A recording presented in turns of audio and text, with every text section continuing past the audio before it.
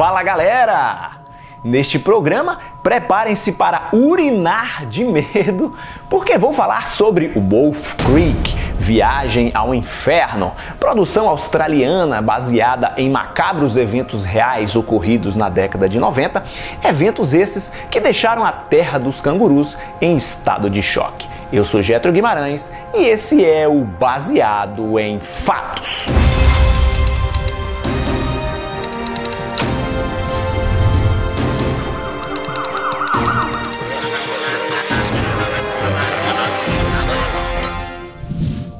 Antes da gente começar, você já sabe, preciso falar da Getro Store, a nossa lojinha oficial. São muitos produtos legais, criados especialmente para você que curte o canal do Getro e ama filmes de horror e trash. Dê uma passadinha por lá, essa loja é a sua cara.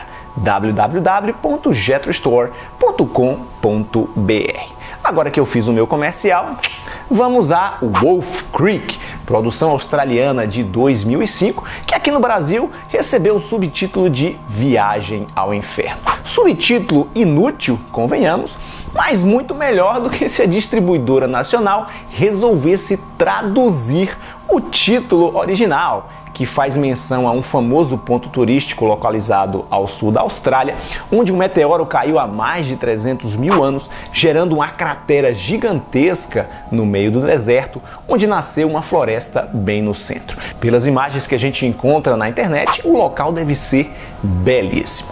A trama do filme acompanha 3 jovens turistas, um rapaz nativo e 2 garotas britânicas, que resolvem fazer uma viagem de carro pelo deserto australiano, no intuito de conhecer as belezas exóticas daquele país. O ponto final da aventura, a cereja do bolo, é justamente o Wolf Creek.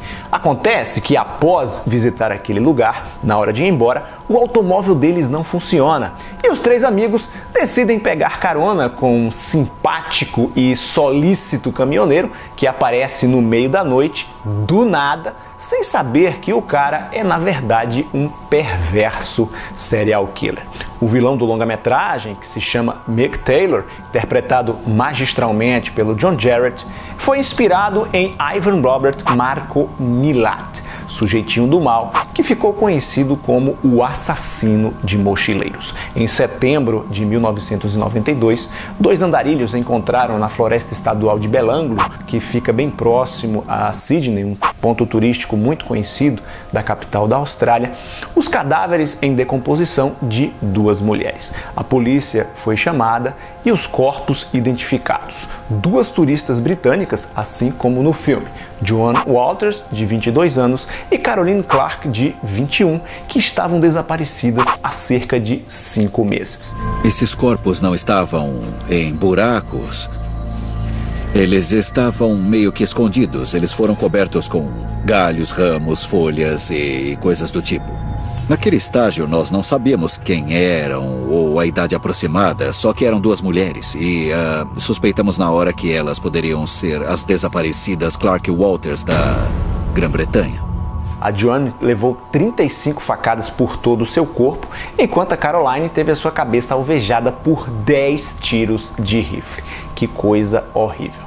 Cerca de um ano depois, em outubro de 1993, as autoridades encontraram na mesma floresta, numa cova rasa, os restos mortais de James Gibson e Deborah Everest, ambos australianos. Eles estavam desaparecidos desde dezembro de 1989 e foram assassinados também com golpes de faca. Naquele mesmo período, a polícia também encontrou, num estado bastante avançado de decomposição, outros 3 cadáveres de turistas alemães: Simone Schmidl, Gabor Neugebauer e sua namorada, Anja Habschild. Prontuários dentais identificaram o corpo como sendo da mochileira desaparecida Simone Schmidl, da Alemanha, também assassinada com uma enorme faca de caça. Na mesma área da floresta, a polícia encontrou mais 2 covas improvisadas e mais 2 mochileiros desaparecidos. Gabor Neugebauer e Anja Habschild, ambos alemães, desapareceram sob circunstâncias bem similares. Anja foi assassinada por decapitação. Neubauer levou inúmeros tiros na cabeça com uma arma de pequeno calibre. A polícia não consegue encontrar a cabeça de Enya, que pode ter sido levada da cena do crime pelo assassino. No final de 1993, as autoridades australianas tinham 7 cadáveres e nenhuma pista concreta sobre o responsável. Até que no início de maio de 1994, um britânico chamado Paul Onions registrou um boletim de ocorrência sobre uma tentativa de assalto. O retrato falado do suspeito, dono de um bigode grosso, levou a Ivan Milat, de 49 anos, que já tinha passagem na polícia por uma tentativa de estupro. Na propriedade desse homem foram encontradas várias evidências, não só as armas utilizadas nos crimes, como também vários objetos pertencentes às vítimas. Isso, inclusive, é mostrado no filme. O Milat, que era caçador, ele guardava essas coisas como se fossem souvenirs, como se fossem troféus. Eu deixei um link na descrição do vídeo para que vocês vejam a quantidade de objetos que foram encontrados na casa dele.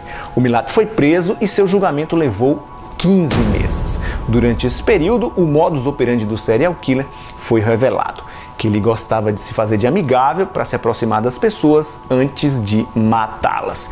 Ele gostava de caçar suas vítimas como se fossem animais e depois de capturá-las, ele imobilizava as coitadas com um golpe de faca na coluna, algo que também é retratado no longa-metragem.